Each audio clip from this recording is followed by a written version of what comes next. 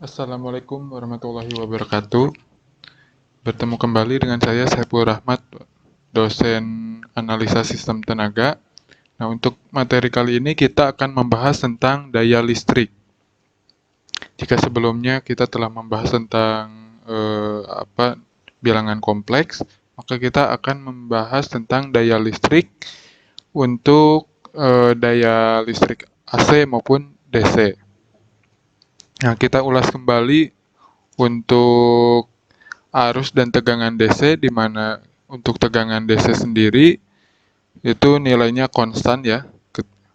Suatu contoh misalkan tegangan DC 10 volt, maka arus yang mengalir menuju suatu rangkaian dengan resistansi 10 ohm itu akan tetap ya sampai habis. Lalu juga tegangan dan arusnya akan bernilai sama, konstan ya, selama kapasitas daya tersebut masih ada. Berbeda dengan tegangan AC di mana nilai tegangan adalah V maksimum dikali cos 2VFT ditambah theta. Di mana V adalah tegangan sesaat dan juga untuk Vm-nya itu merupakan tegangan puncak.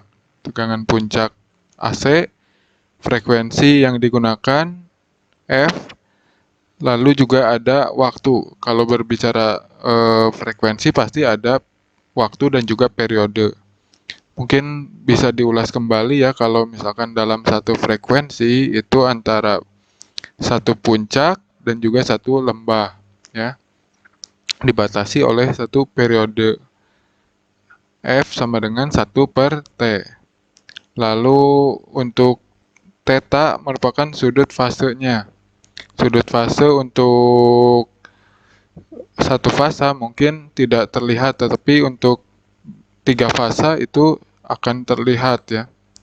Dimana untuk tegangan 3 fasa itu berbeda 120 derajat seperti ini ya. Untuk VRMS sendiri merupakan atau tegangan rata-rata merupakan peak to peak dibagi akar 2 ya, untuk nilai RMS-nya.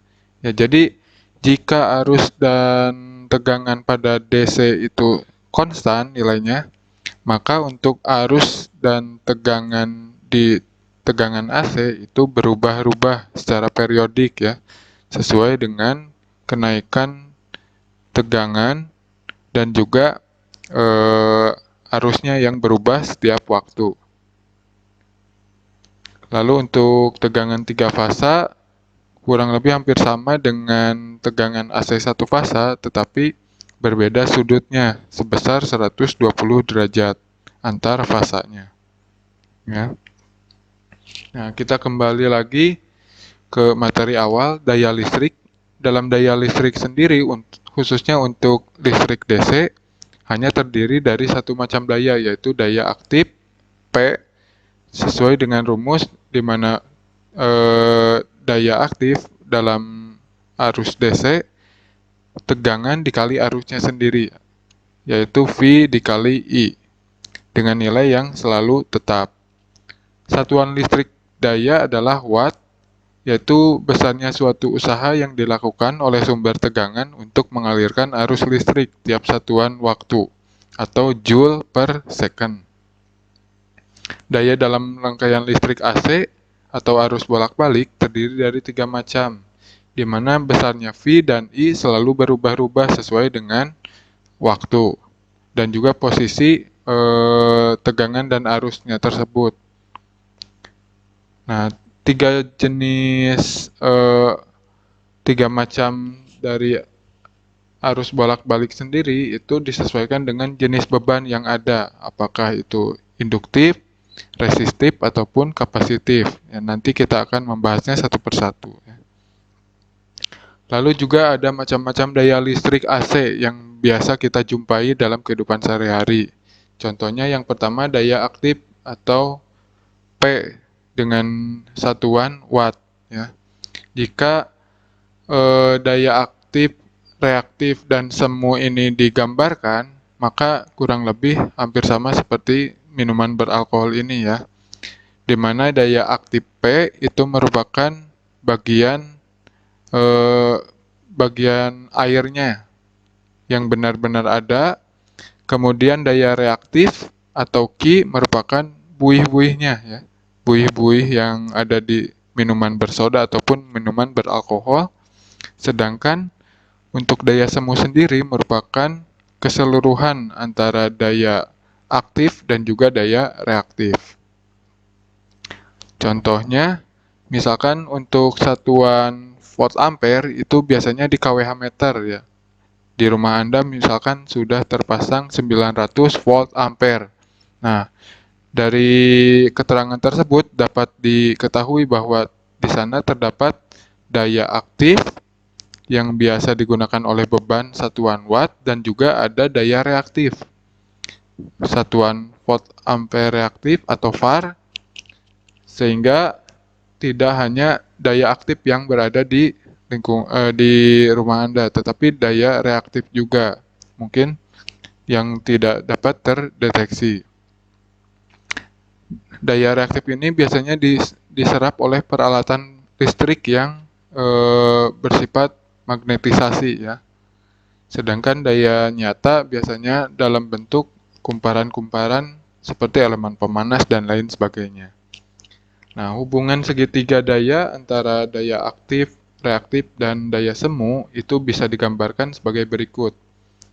Untuk sumbu yang bawah ini daya aktif, sedangkan daya semunya yaitu yang bagian atasnya memiliki perbedaan sudut sebesar theta, sehingga perbedaan daya reaktifnya yaitu VAR itu besarnya resultan antara P dan juga S-nya ya, atau dalam persamaan dapat dihubungkan sebagai berikut. S sama dengan V dikali I. Jadi perkalian tegangan dikali arus saja untuk nilai daya semu. Sedangkan untuk P yaitu perkalian antara tegangan dikali arus dikali cos V. Dikali cos V karena samping miring ya, samping ini di samping dan juga miring di sini. Lalu juga untuk Q-nya yaitu tegangan dikali arus dikali sin V ya.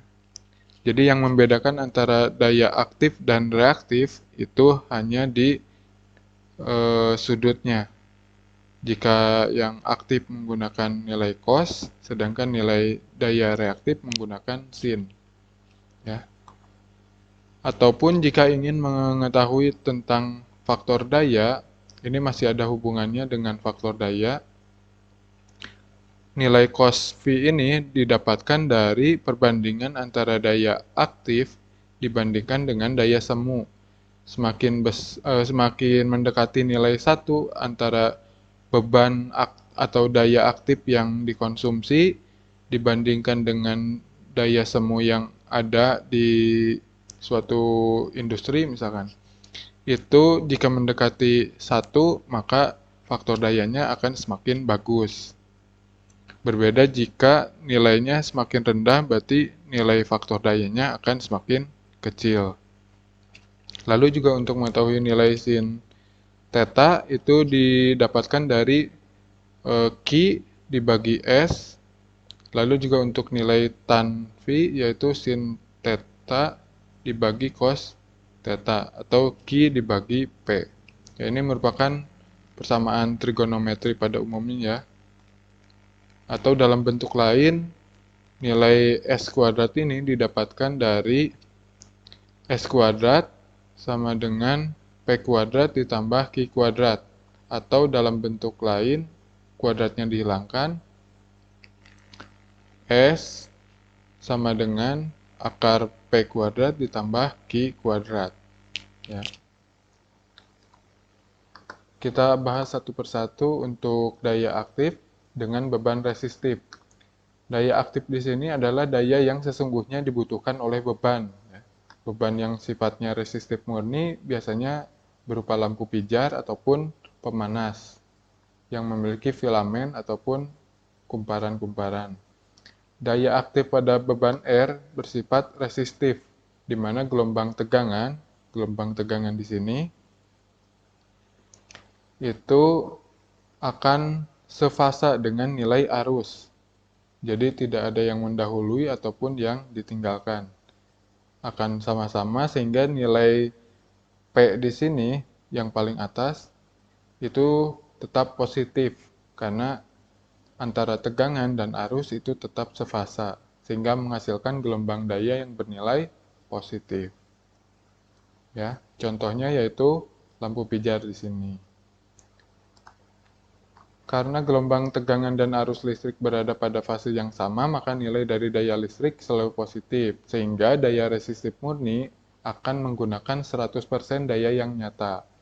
Artinya, konsumsi daya yang bersifat resistif, jika kita menggunakan peralatan tersebut, maka kita tidak mengalami kerugian. Jadi, yang kita bayar itu sama dengan daya yang dikonsumsi oleh peralatan tersebut. Daya listrik AC biasanya dinyatakan sebagai perkalian antara tegangan V atau Vm, lalu kuat arus atau I atau Im dikali faktor dayanya atau cos P. Atau dalam bentuk yang lain, Anda tahu kalau misalkan V sama dengan I dikali R ya. Kalau kita ubah ke dalam bentuk yang lain, berarti I-nya V di sini I dikali R, sehingga I-nya ada 2, berarti IM kuadrat dikali R ya.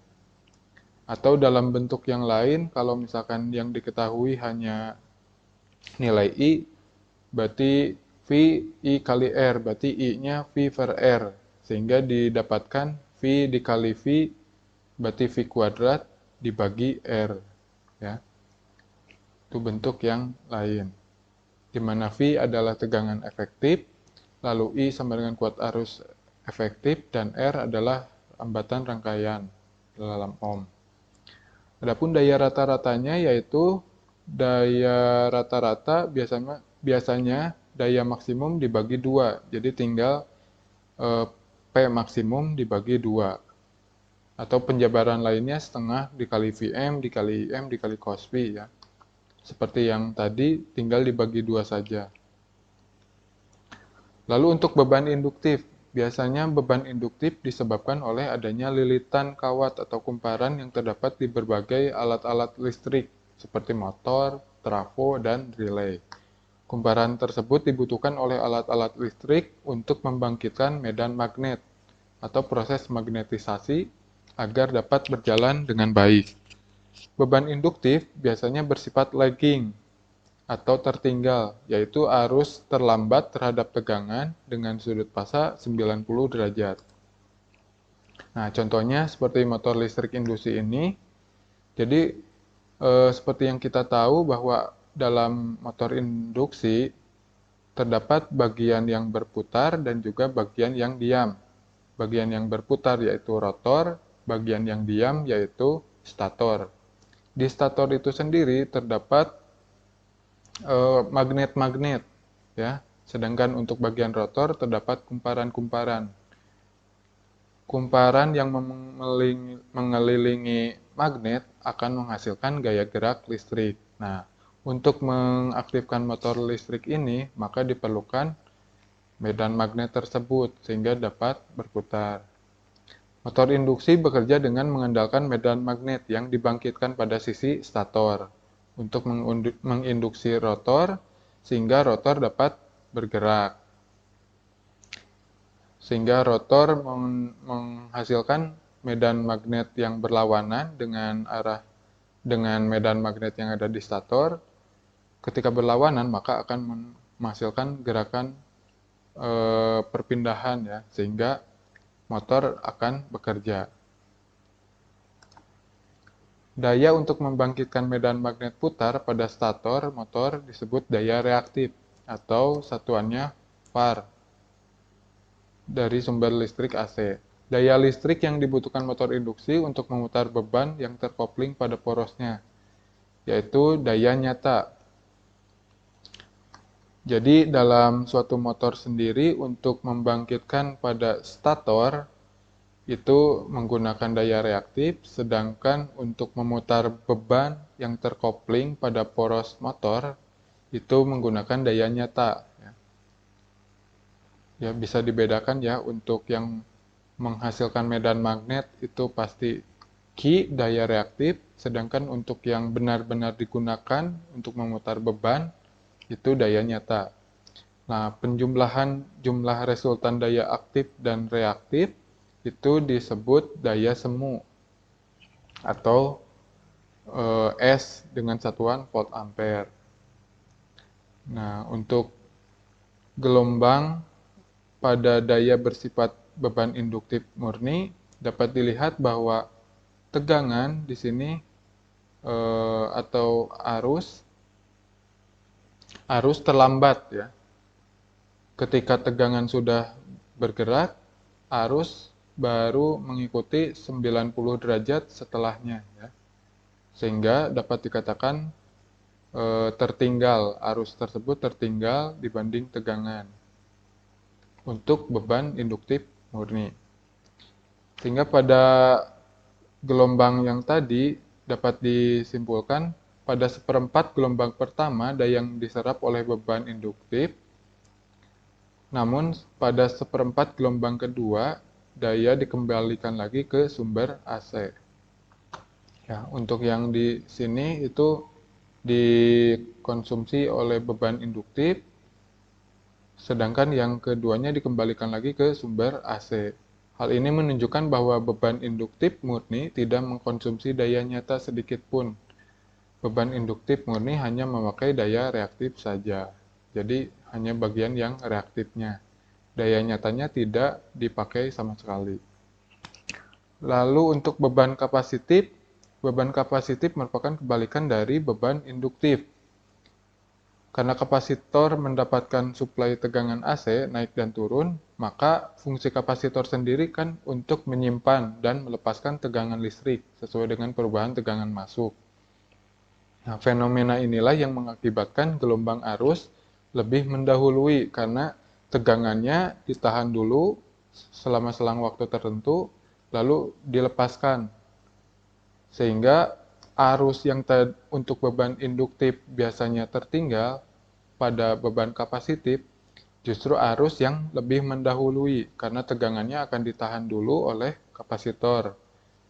Nah, gelombang arus AC akan mendahului atau leading tegangannya sejauh 90 derajat.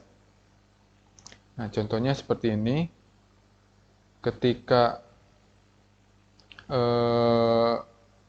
yang tadi untuk tegangan untuk beban induktif murni itu kan arusnya yang tertinggal ya, karena tegangan yang terlebih dahulu. Sedangkan untuk yang beban kapasitif itu arusnya yang lebih mendahului karena tegangan yang ada dalam kapasitor atau beban bersifat kapasitif itu ditahan dulu, disimpan, kemudian dilepaskan. Sehingga mengalami perbedaan sebesar 90 derajat yang mengakibatkan arus leading atau mendahului dari tegangan. Daya listrik bernilai positif atau daya diserap kapasitor pada setengah pertama gelombang, serta negatif atau daya dikeluarkan kapasitor pada setengah gelombang kedua. Sehingga menunjukkan bahwa beban kapasitif tidak mengkonsumsi daya nyata sedikit pun, tetapi beban kapasitif hanya memakai daya reaktif saja. Lalu ada daya reaktif. Ya. Daya reaktif itu adalah daya imajiner yang menunjukkan adanya pergeseran grafik sinusoidal arus dan tegangan listrik AC akibat adanya beban yang reaktif. Secara sederhananya, daya reaktif adalah daya yang dibutuhkan untuk membangkitkan medan magnet di kumparan beban-beban induktif. Contohnya pada motor listrik induksi, medan magnet yang dibangkitkan oleh daya reaktif di kumparan stator berfungsi untuk menginduksi rotor, sehingga tercipta medan magnet induksi pada kumparan rotor. Beban kapasitif ini bersifat menyimpan tegangan sementara, sehingga mengakibatkan nilai tegangan jaringan menjadi lebih tinggi daripada yang seharusnya. Sedangkan untuk beban induktif bersifat menyerap arus listrik, sehingga tegangan listrik menjadi turun. Daya reaktif diserap oleh beban-beban induktif, namun justru dihasilkan oleh beban kapasitif. Contohnya untuk peralatan kapasitif seperti lampu neon, kapasitor bank, sehingga dapat digunakan untuk mengkompensasi adanya beban dari sisi induktif. Ya. Contohnya seperti ini ya. Jika suatu motor induksi tidak menggunakan kapasitor, maka untuk daya yang terdapat pada motor tersebut terdapat daya aktif dan juga daya reaktifnya. Nampak pada ilustrasi di bawah bahwa pada gambar pertama daya reaktif yang dibutuhkan oleh motor listrik disuplai oleh sistem pembangkit atau utility. Sedangkan pada gambar kedua kebutuhan daya reaktif dicukupi oleh kapasitor saja, sehingga tidak ditanggung oleh jaringan listrik. Beban atau daya reaktif biasanya untuk kalangan rumah tangga atau di rumah-rumah itu tidak terlalu kelihatan ya. Tetapi pada industri itu sangat kelihatan. Sehingga pasti ada hubungannya dengan biaya yang dikeluarkan untuk daya reaktif. Nah, dalam hal ini dengan menambahkan kapasitor di sebelah sini, pemenuhan daya reaktif di sini warna biru itu tercukupi oleh kapasitor yang ada di sini, sehingga tidak menambah beban yang berada pada utilitas di sini. Jika pada hal yang pertama, kebutuhan dayanya tidak hanya aktif, tetapi juga reaktif, karena disuplai dari utilitas. Jika menggunakan kapasitor, maka yang perlu dibayar oleh sisi industri itu hanya daya aktif dan juga daya semunya saja. Daya reaktif itu tidak dibayarkan karena sudah disuplai oleh kapasitor itu sendiri. Ya, bisa dipahami ya. Contoh dari daya semu adalah daya yang dihasilkan antara penjumlahan trigonometri, daya aktif dan daya reaktif. Seperti tadi dibilang ya, untuk daya semu adalah penjumlahan antara daya aktif dan juga daya reaktif. Contohnya biasanya sudah tertera di nameplate peralatan seperti generator, trafo, dan juga kWh meter. Biasanya tertera misalkan 220 dikali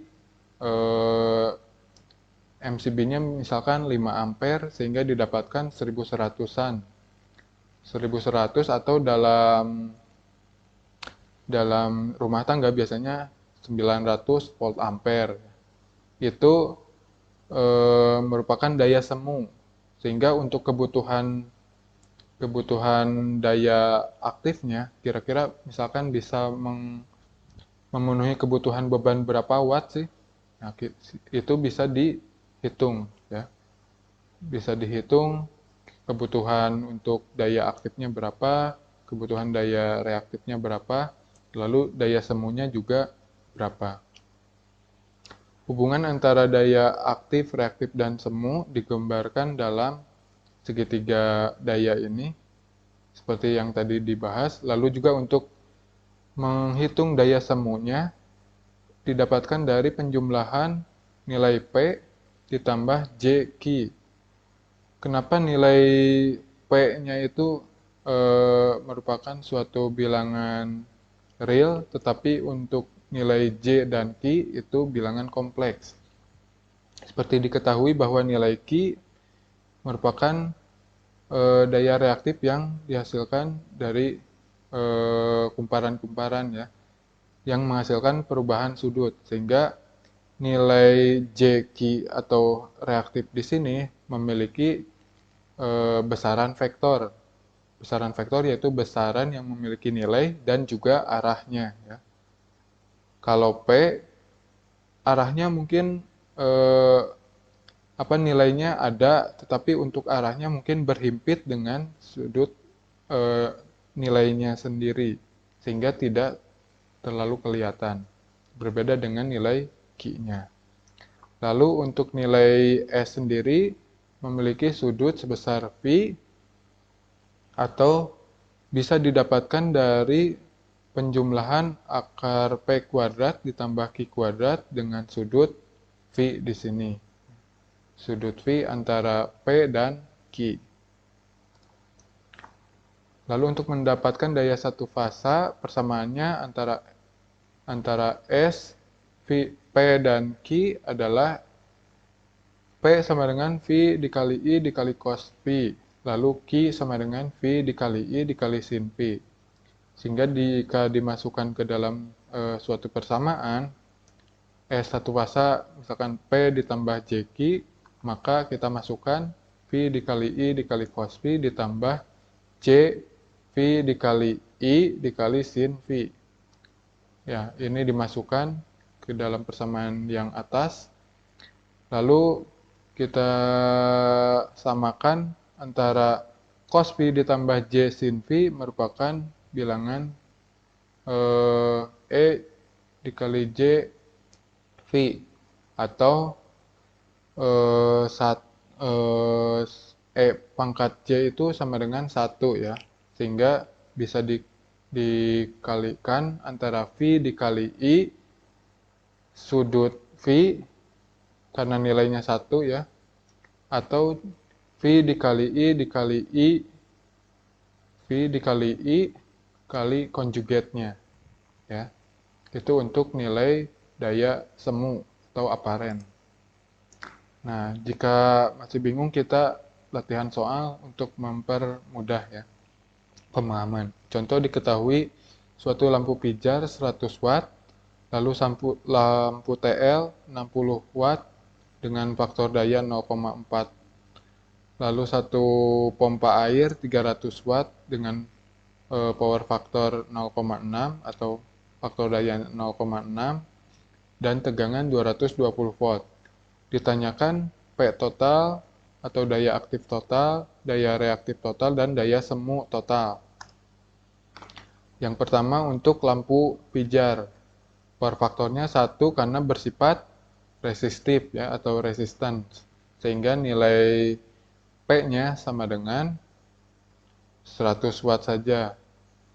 Lalu untuk nilai S-nya, S sama dengan P dibagi cos theta atau cos pi, sehingga 100 dibagi cos pi-nya 1 karena resistance ini resistif, sehingga nilainya 100 volt ampere. Lalu besarnya nilai Q merupakan akar dari S kuadrat dikurangi P kuadrat, atau 100 ini dikuadratkan dikurangi 100 yang nilai P. 100 kuadrat dikurangi 100 kuadrat diakarkan sama dengan 0 par. Artinya tidak ada perbedaan sudut ya, semua diserap oleh lampu pijar ini sendiri. Untuk lampu TL, P sama dengan dayanya dikatakan 60 watt. Lalu daya semunya berarti P dibagi cos pi atau 60 dibagi dengan power faktornya 0,4. Sehingga didapatkan 150 volt ampere. Lalu untuk daya reaktifnya yaitu akar S kuadrat dikurangi P kuadrat atau 150 kuadrat dikurangi 60 kuadrat sebesar 137,48 var. Lalu untuk pompa air dikatakan 300 watt daya aktifnya, maka S sama dengan P per cos pi atau 300 dibagi power faktor di sini 0,6 sehingga didapatkan 500 volt ampere.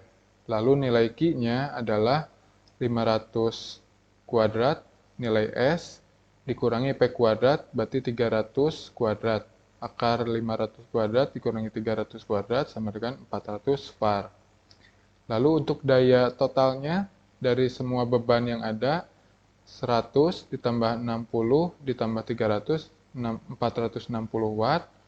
Lalu Q totalnya adalah 0, 0 karena resistan, kemudian 137,48 ditambah 400 var, sama dengan 537,48 var, sehingga nilai daya semu totalnya adalah akar P kuadrat ditambah Q kuadrat, sama dengan 460 kuadrat ditambah 537,48 kuadrat, sama dengan 707,45 volt ampere. Ya, itu contoh perhitungan daya aktif, reaktif, dan daya semu. Kita contohkan lagi ya. Suatu rumah 900 volt ampere, 220 volt, satu fase menggunakan beban berupa motor 750 watt. Faktor daya 0,8. Berapakah arus yang ditarik oleh beban? Lalu apakah si B menjadi trip? Contoh, misalkan S sama dengan maksimal 900 volt ampere. Maka kita harus mengetahui arus maksimal yang dapat ditahan oleh misalkan PHB, penghubung bagi, atau MCB ya. Didapatkan dari pembagian antara S dibagi V atau 900 dibagi 220, 900 volt ampere dibagi 220 volt, maka didapatkan 4,09 ampere.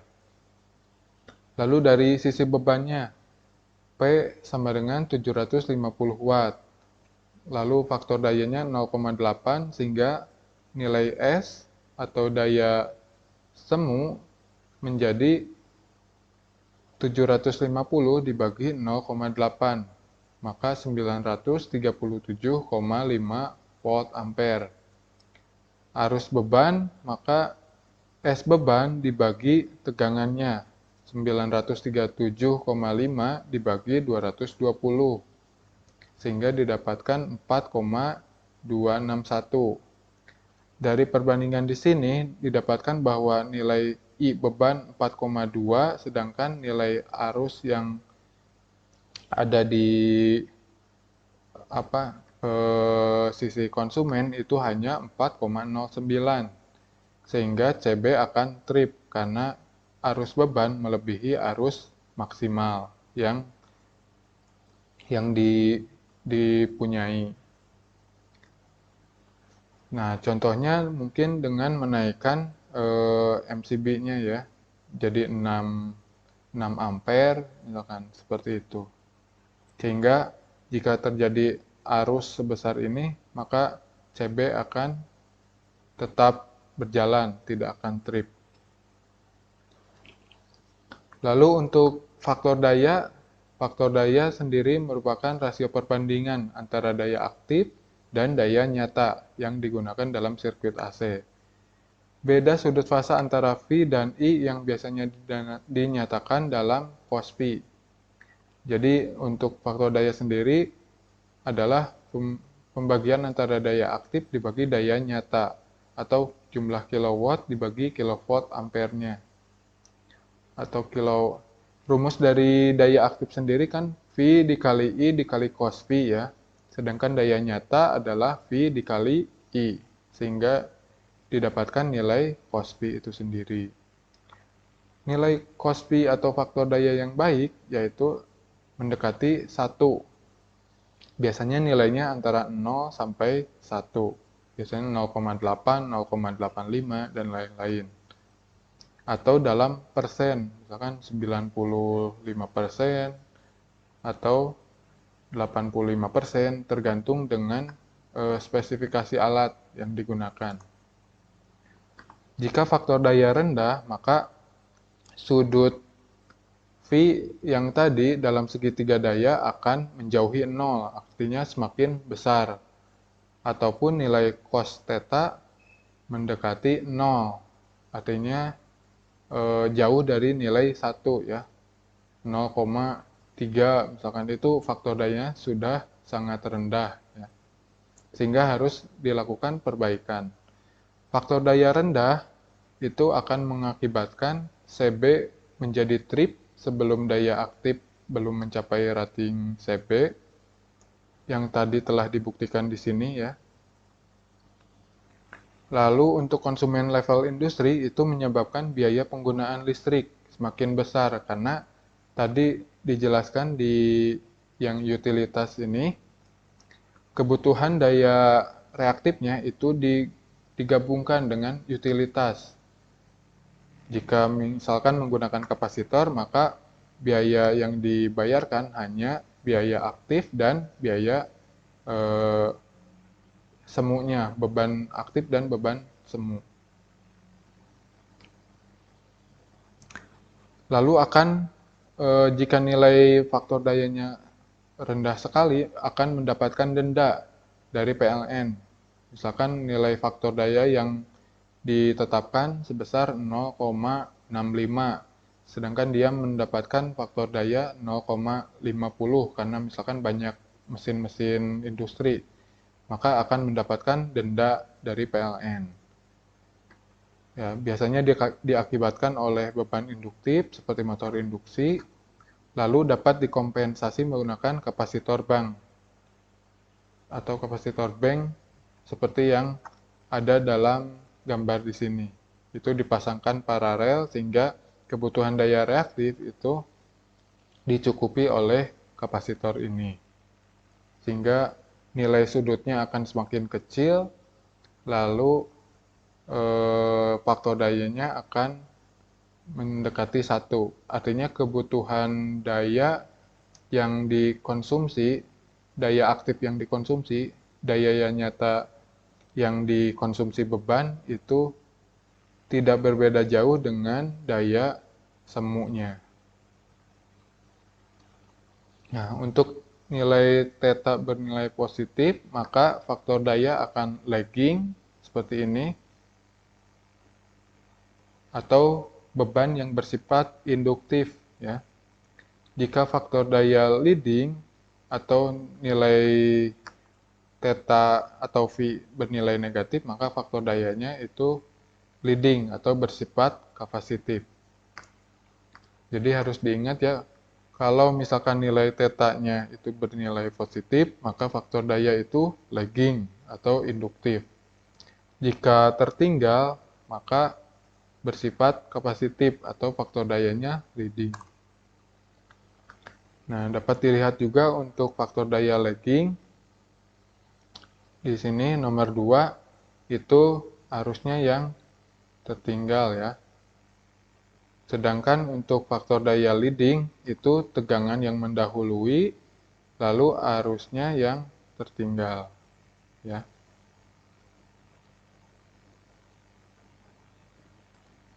Lalu untuk contoh selanjutnya, misalkan suatu mesin bor dengan dengan nilai daya 500 watt, Cosby-nya 0,4, tegangan 220 volt, frekuensi 50 Hz.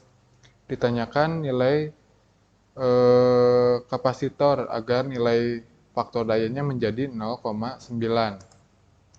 Maka kita harus menulis terlebih dahulu kondisi awal dari nilai Cosby-nya adalah 0,4. Sehingga nilai V merupakan arcus cos dari 0,4 sehingga didapatkan 66,42 derajat. Lalu kita cari nilai Q-nya yaitu P dikali tan theta atau V sama dengan 500 watt dikali tan 66,42 di sini. Sehingga didapatkan 1145,64 var. Kondisi yang diinginkan yaitu 0,9, sehingga nilai θ-nya arcus cos 0,9 sama dengan 25,84. Lalu didapatkan nilai Q yang baru P dikali tan θ sama dengan 500 tan 25,84 di sini. Sehingga didapatkan 242,16 var. Lalu nilai kapasitor yang harus dipasang untuk mengubah faktor daya dari 0,4 ke 0,9, yaitu pengurangan antara Q yang lama dikurangi Q yang baru. Q yang lama yaitu 1145,64 dikurangi 242,16 sama dengan 903,48 var. Lalu untuk menghitung nilai kapasitornya, maka Qc atau daya reaktifnya dibagi dengan nilai kapasitornya itu dibagi dengan 2 VF dikali tegangannya dikuadratkan, atau 903,48 dibagi dengan 2 dikali 3,14, itu nilai V dikali frekuensinya 50 Hz dikali tegangan 220 dikuadratkan, sehingga didapatkan 59,448 mikrofarad atau 60 mikrofarad yang harus dipasang. Lalu apa dampak faktor penggunaan kapasitor? Yang pertama pasti faktor daya akan semakin membaik. Contohnya seperti ini, dari nilai 0,4 ke 0,9 itu kan hampir mendekati 1. Artinya semakin lebih baik. Cb maka tidak akan mudah trip. Artinya rating yang digunakan itu akan sesuai dengan daya yang benar-benar diserap. Lalu industri tidak terkena denda karena daya reaktif yang rendah, dan juga tagihan akan menurun untuk konsumen industri karena sumber untuk daya reaktif itu terpisah, tidak terbebani dengan daya yang aktif dan daya semunya. Ya, mungkin cukup sekian perkuliahan kita hari ini. Billahi taufik wal hidayah. Wassalamualaikum warahmatullahi wabarakatuh.